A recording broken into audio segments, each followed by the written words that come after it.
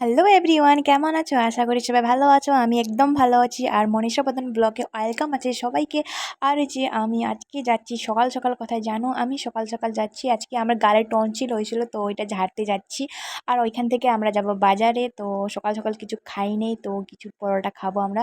আর এখানে পরোটাগুলো এত টেস্টি বানায় গাইস, কি বলবো, একদম মানে মনে ছুঁয়ে যায়। তারপরে এখানে চাও খাইলাম। সকাল সকাল বাড়িতে কিছু খাইনি, তো খিদা পাইছিল। তো এখান থেকে আমরা ঝাড়লাম, ঝেড়ে আমরা গেলাম চলে বাজারের দিকে রওনা দিলাম। তারপরে বাজারে যাওয়া কারণ হয়েছিল গাইস, আমাদের এখানে মানুষ মারা গিয়েছিল, তার জন্য ফলমূল কিছু কিনতে। আর হচ্ছে সামনেই বাজার লাগছিল, তাদের গিয়ে আসলাম। তো তাই গিয়ে দেখলাম আমার একটা নাইটি পছন্দ হলো। আর বাড়িতে পরার জন্য কিছু আনবো ভাবছিলাম, বাড়ি থেকে প্ল্যান করে গেছিলাম। তো দেখলাম মানে বাজার কিছু লাগেই নেই, এত সকালে গিয়েছিলাম আমরা। তারপরে এখানে আমি দেখতেছি কোনটা ভালো লাগে, মানে দোকানে খোলে নাই এত।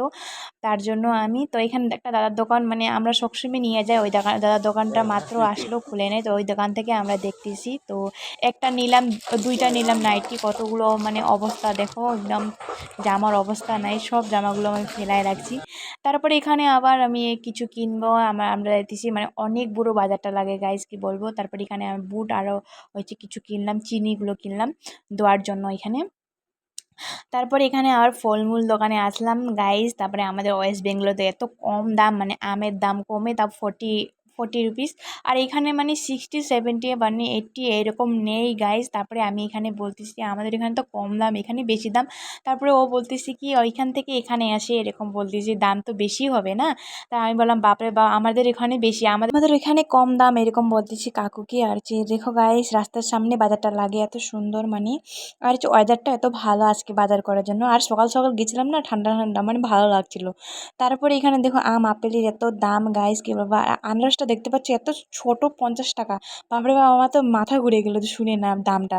তারপরে ট্রাই করতেছি, এটা বলে একদম অনেক টেস্টি আমটা, এরকম বলেছি ট্রাই করো, তো ট্রাই করতেছি, আমরা নিব। তারপরে দেখি দামের দাম শুনলে গাইস কি বলবো, 80 টাকা কেজি। তারপরে আমাদের এখান তো এত 40 টাকা দিয়ে পাওয়া যায় এরকম আম, তারপরে এখানে 80 টাকা। তারপরে কি বলবো গাইস, খাইতে তো লাগবে না, যেটা মন চায় ওটা তো খাইতে লাগবেই, নিতে লাগবেই, এখন জায়গা হিসাবের দাম। তাই তো ওদেরও তো মানে আমাদের ওইখান থেকে নিয়ে আসে।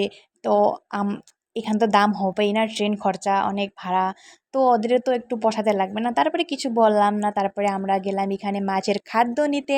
তো মাছের আমাদের বাড়িতে মানে ডিগিতে মাছ আছে, তো মাছের জন্য কিছু নিলাম খাদ্য। তারপরে দেখো গাইস, গোবরের মতো দেখতে না, এটা দেখো তো। তো আমি বললাম হাজব্যান্ডকে আমি নিজে বানাতে পারবো গোবর দিয়ে। তো সরি গাইস, আমি মজা করলাম। তারপরে আমি মাছকে খাদ্য দিলাম। বাড়িতে এসে দেখো গাইস, আমাদের মাছ ডিগি একটু সুন্দর করে বাইরে হয় না মাছগুলো, একটু মানে মানে খাবার দিলে মানে এত সুন্দর দেখতে গাইস। দেখো বাইরে হতেছি, দেখো দেখো। তো গাইস, আজকে ছোট্ট ব্লগটা কীরকম লাগলো, like share comment subscribe follow করে দেবা নিউ নিউ থাকলে। আর হচ্ছে আমাকে সাপোর্ট করে থাকবা, আমি নিউ নিউ ভিডিওগুলো দিতে আপনাদের সামনে ট্রাই করব। আর হচ্ছে বাই বাই গাইস।